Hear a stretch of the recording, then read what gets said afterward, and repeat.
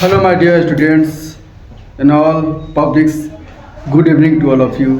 You all are welcome to Gyangan's YouTube channel. Today we are going to read a very important question which has come in 2024. ये question पढ़ेंगे, लोकतंत्र में विपक्षी दल की उपयोगिता क्या होती है। लोकतंत्र में विपक्षी दल की उपयोगिता क्या होती है। तो ये क्वेश्चन 2024 में आई हुई है। ये क्वेश्चन जो है ये कब आई है, 2024 में।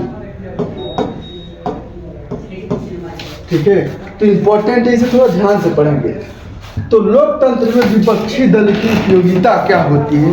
हम सभी को पता है कि जिस घर में शासन नहीं होती है, डिसिप्लिन नहीं होती है, उस घर में समस्या होती है। जिस राज्य में राज्य स्तर पे कार्य करने वाले सरकार समझदार नहीं होंगे तो प्रॉब्लम होगा राज्य को।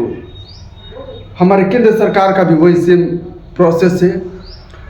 तो ध्यान देंगे, किसी भी संस्था को या देश को या राज्य को चलाने के लिए रूल रेगुलेशन रेगुलरिटी कानून जरूरी है, लेकिन उसको और बेहतर बनाने के लिए एक विपक्षी दल का भी होना जरूरी है। ध्यान देंगे, जब हमारा कोई कॉम्पिटिटर ही नहीं होगा तो हमारे मन में तरक्की करने का कोई एक्साइटमेंट नहीं आएगा। तो दो दल, एक दल कोई रूल रेगुलेशन रेगुलरिटी को बनाती है तो दूसरा दल उसमें कमियां निकालती है। ये तो अच्छी बात है ना, हमारा कमियां कोई समक्ष बताए तो अच्छी बात है। तो मुझे लगता है कि लोकतंत्र को और बेहतर बनाने के लिए विपक्षी दल का होना बहुत अनिवार्य है। तो ये इसको थोड़ा अच्छा से समझते हैं, डीपली से समझते हैं। क्वेश्चन है कि लोकतंत्र में विपक्षी दल की उपयोगिता क्या होती है।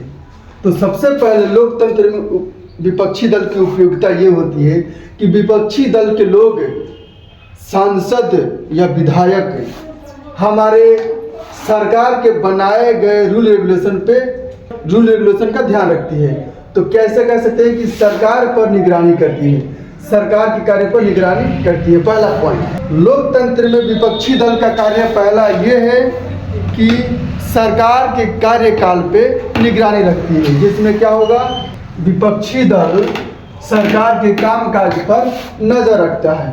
ठीक है, गलतियों को उजागर करती है। ठीक है, पॉइंट नंबर 2 है कि जनता की आवाज उठाना। क्या है, जनता की आवाज उठाना। जैसे सरकार कोई कार्य को कोई रूल रेगुलेशन को बना दी है और उसी कार्य को थोड़ा सा ध्यान नहीं दे रही है, तो इस तरह के बातों को विपक्षी दल के नेता जो है संसद में या हमारे समाज में आवाज़ उठाएंगे कि ये नियम बन गया है, इस पर लागू क्यों नहीं हुआ। जैसे हमारे कानून व्यवस्था के देख लीजिए, कानून व्यवस्था में क्या है, एसपी, बड़ा बाबू, एसआई, दरोगा सब लोग बैठे होते हैं। कहीं समस्या हो जाती है, पब्लिक जाती है प्रशासन के पास, सर जी मुझे एक समस्या हुआ है, 2000 रुपये निकाल। 2000 रुपया कानून व्यवस्था लेगा तो जाएगी द्वार पे, अब कुछ बात करेगी, फिर दोबारा जाने के लिए 2000 दो। तो ये जो ढिलाई है किसकी वजह से होती है, तो राज्य के सरकार की वजह से होती है। अब इस बात को जनता के सामने या विधानसभा में या संसद भवन में कौन उठाएगा, तो विपक्षी दल के नेता। ठीक है, समझ गया हूँ। किसी भी मुद्दे की या समस्याएं की या घटना की आवाज़ जो है विपक्षी दल के नेता संसद भवन में या विधानसभा में उठाती है। जैसे समझिए मणिपुर का घटना हुआ था, बहुत अनसॉरी टू से ये शर्मनाक बात है। कुछ लड़कियों को समस्या दी गई थी, कुछ बेवकूफ़ अनबिहेवियर इंसान के द्वारा कुछ लड़कियों को अव्यवहारी तरीक़ा से दुर्व्यवहार किया गया था।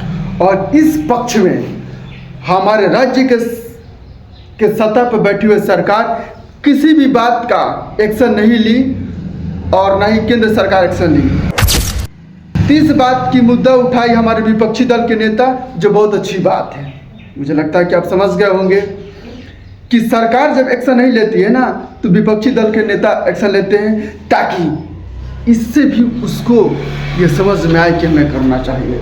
नेक्स्ट पॉइंट नंबर 3, नीतियों के सुधार। क्या है, नीतियों की सुधार। बेहतर सुझाव देना, राय देना। जैसे इस सत्ता में बैठे हुए सरकार कोई रूल रेगुलेशन बनाती है तो उस रूल में क्या कमियां हैं, क्या सुझाव दिया जा सकता है, इसको भी एक ओपिनियन के रूप में हमारे विपक्षी दल के नेता ही देते हैं। पॉइंट नंबर 4, तानाशाही पर रोक।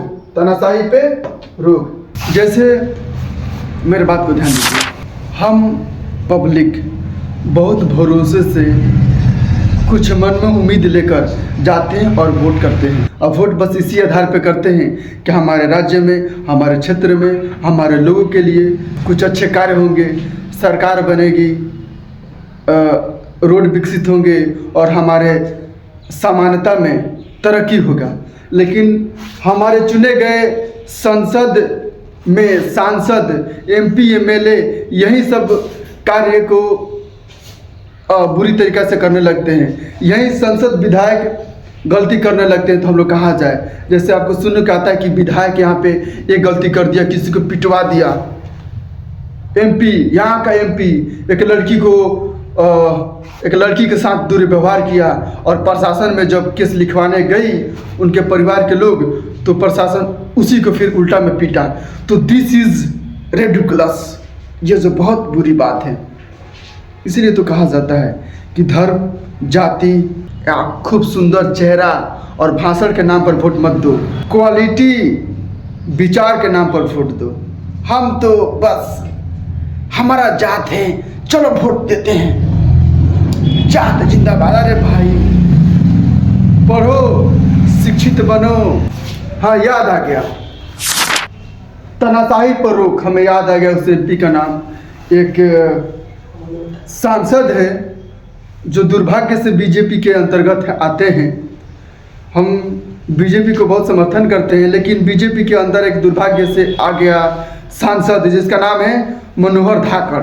क्या कहें, ये पता नहीं वहाँ के जनता इसे कैसे वोट दे दी है और कैसे इसे सांसद बना दी है कि हम अपने मन में उम्मीद लेकर वोट देते हैं, सांसद चुनते हैं, विधायक चुनते हैं और यही विधायक मानवता को खो देता है और अपने बल प्रयोग करते हुए किसी लड़की, महिला के साथ दुरुपयोग करता है, जो बहुत ही गलत बात है। हम इसका कट्टर निंदा करते हैं।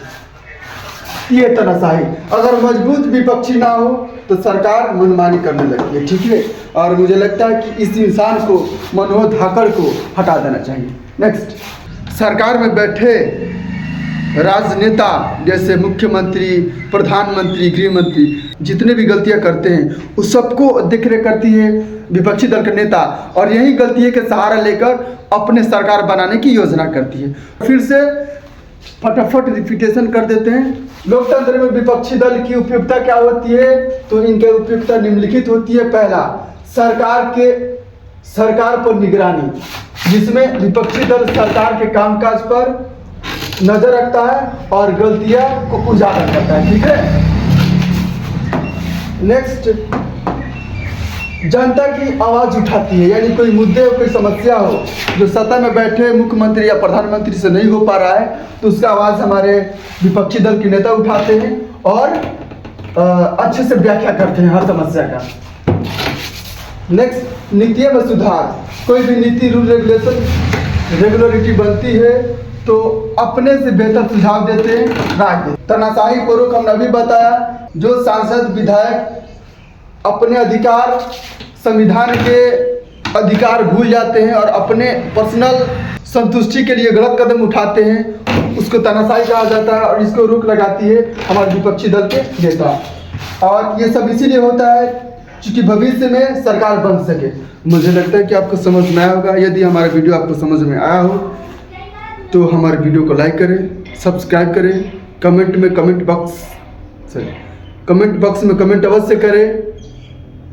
कोई भी क्वेश्चन पूछना हो पॉलिटिक्स से रिलेटेड या सोशल साइंस से रिलेटेड तो कमेंट करें। फिर मिलते हैं नेक्स्ट वीडियो में कुछ इंटरेस्टिंग पॉइंट के साथ जो आपके एग्जाम में आएगा।